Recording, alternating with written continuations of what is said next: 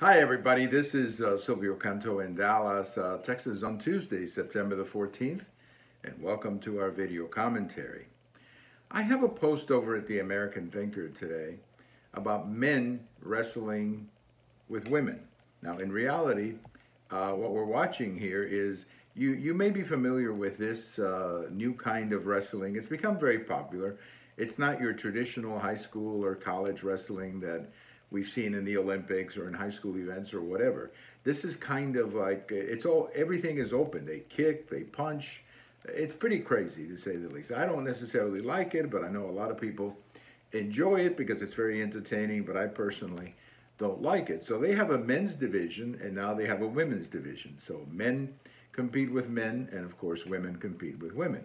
But here recently, a man, 38-year-old man, who I guess is now a woman, competed against a young woman, and he beat her pretty bad. I mean, it was pretty much of a one-sided match, and it became, I think, indicative of what's crazy in our society with all of this transgender stuff.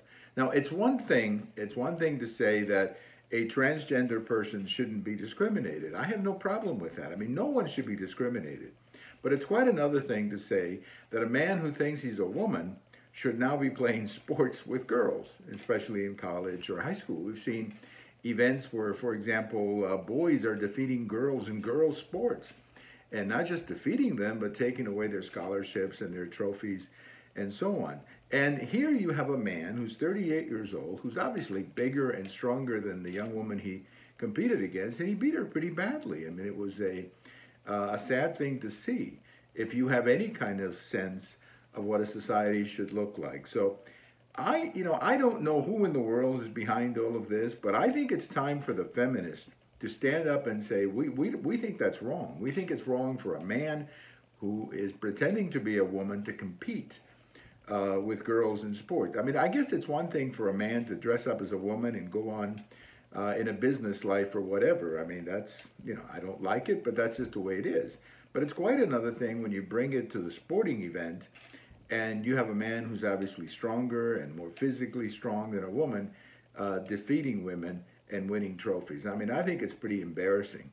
And I just hope we put an end to it pretty quickly. But the feminists are the ones who should stand up and say, no, we don't believe that's the kind of equality that we've been talking about all these years. Thank you for watching. And if today is your birthday, happy birthday. Bye-bye, everybody.